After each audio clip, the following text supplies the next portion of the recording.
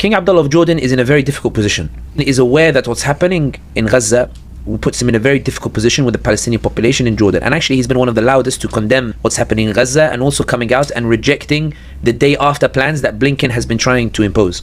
Jordan has been quite blunt diplomatically that it deeply resents the US stance. And one of the reasons why Biden went back on the Congress bill that he proposed on the 20th of October, the 14 billion to give to Egypt and Jordan to take in Palestinian refugees, is because King Abdullah put his foot down and said, I'm not taking them in. Like, I will not allow you to drive these people out. Like, you can't. Like, it's a red line. The reason why I said in the beginning I'll go easy on him is because the greater threat to King Abdullah of Jordan is not actually the Palestinians or even the Israelis. It's Saudi Arabia and UAE. Saudi Arabia and UAE have been pressing the Jordanians to hand over custodianship of Al-Aqsa to them. So telling King Abdullah of Jordan, share the custodianship with us, with UAE and with Saudi Arabia. The reason that's significant is for two reasons. The first is that Hamad bin Jasser, the former Qatari Prime Minister, tweeted maybe a year ago, 2 years ago, the tweet is still up. He said there is an Arab country that is buying land around Al-Aqsa and handing it over to the Israelis.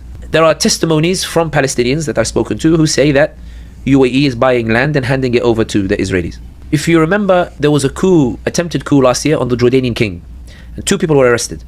The brother that tried to do the coup and Saudi's man in Jordan. The arrest of Saudi's man in Jordan made it clear who King Abdullah thought was behind the coup. When you look at why does Saudi Arabia want custodianship of Al-Aqsa, one day I was sitting in a room of diplomats, and one of the diplomats said, do you think it's possible that Saudi Arabia would hand over Al-Aqsa to the Israelis as part of normalization of ties with Israel? And my immediate reaction is absolutely not. Why on earth would you ask such a question? And they said because our Israeli counterparts are telling us that it's going to happen. And I was like, maybe they're speculating. Like, and they go, no.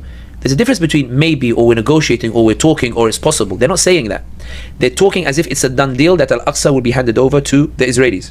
I think that when you look at the way the Saudis are making concessions to the Israelis and the way the UAE are making concessions to the Israelis, and when you look at the way, for example, that Saudi Arabia throughout this genocide can only be described as being, in the Israeli camp, not in the Palestinian camp. Whether it's, asking the imams to come up with fatwas to say, don't talk about Gaza because it's a fitna, or whether it's bringing Shakira to dance on the night that the ground offensive begins, or bringing Jared Kushner to give a keynote speech to emphasize that normalization is still on the cards. Jared Kushner said it from the heart of Saudi Arabia. I think that the reason I go easy on King Abdullah of Jordan is because I think that for King Abdullah, he's aware that he's supremely isolated, primarily because he's feeling the pressure even from the Arabs to do something on Al-Aqsa that will favor the Israelis. And that's why when the Saudi ambassador, went to Ramallah and they were trying to get the Palestinians to celebrate a potential normalization with Saudi Arabia, King Abdullah of Jordan protested. Like, he said, you can't normalize over the heads of the Palestinians. Like, this is wrong. Like, you shouldn't be doing this kind of thing. And it's also why the Palestinians refused to allow the Saudi ambassador to pray in Al-Aqsa. So I think King Abdullah of Jordan is genuinely very worried about what's happening in Gaza, doesn't want to see the genocide, wants to see an end to it, but has no power really to do anything, and is desperately navigating pressure that is being brought to bear on him to betray the Palestinians and stab them in the back, and so far he's resisting that pressure.